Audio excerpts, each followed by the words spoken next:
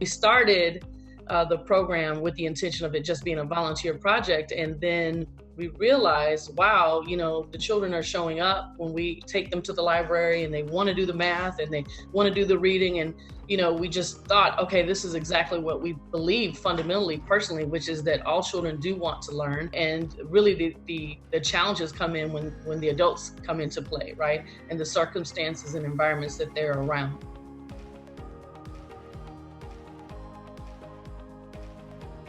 My name is Michael Thomas. I'm 18 years old. I've been raising expectations for 10 years. Fundamental to raising expectations is relationships.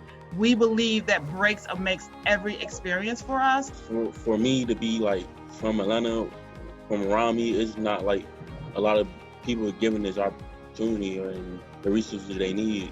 Which is why we recruit kids 3rd through 8th grade, and they stay with us through as they matriculate through elementary, middle, and high school. Especially in the Black and brown community, but Raising Expectations is an organization that could turn things around for you and keep the kids out the streets and set high standards for themselves. They do a lot of things at RE. So it's just not like they just do one thing. That they do education here, they do self-esteem, they do challenge, they empower other students and stuff like that. So yeah, they do a lot here. So we work with those students throughout the school year, and then they transition into what we call Summer Pathfinder.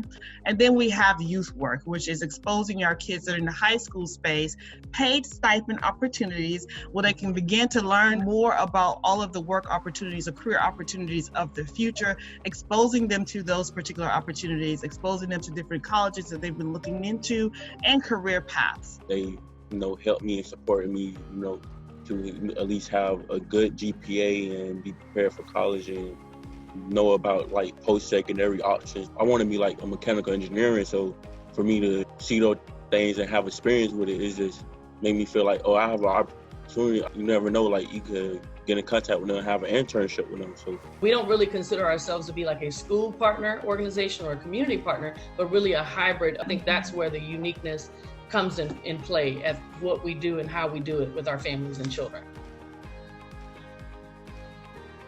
School and the whole nation essentially shut down. That meant that our children and families were in a bind. Before we even went into action, we put together a questionnaire, and our staff members called all of our families. And the first thing that we said was, hey, what is going on?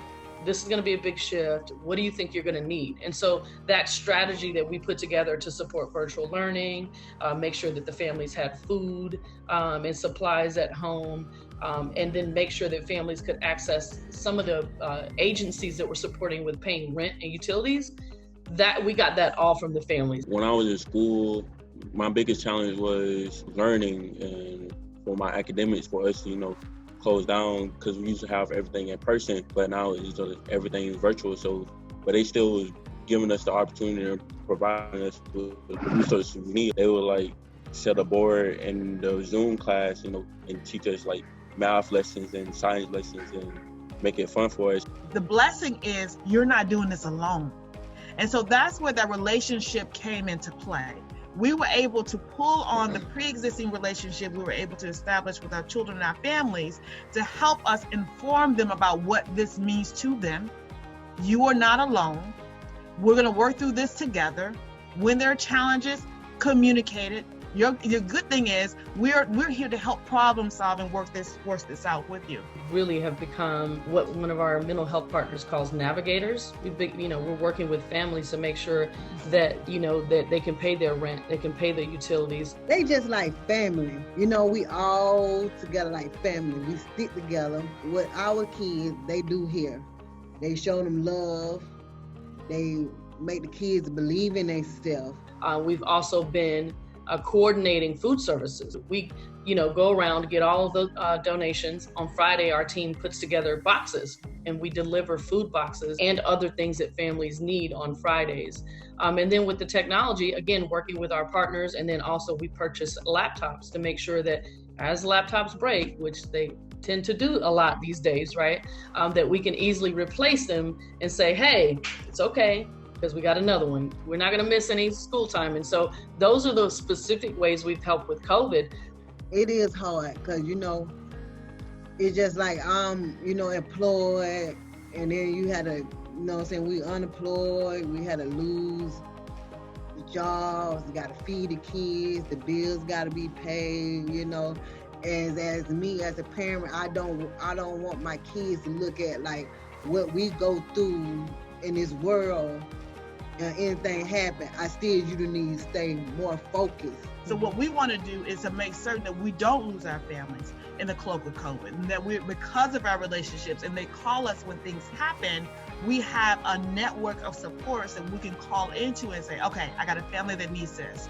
Okay, this is what's going on with this family. The impacts of COVID, we will not feel in the immediate present time. We will feel it consequently. So it is incumbent upon the funders to really be focused on how we're going to do that. It is not a one source thing. School systems alone cannot handle it.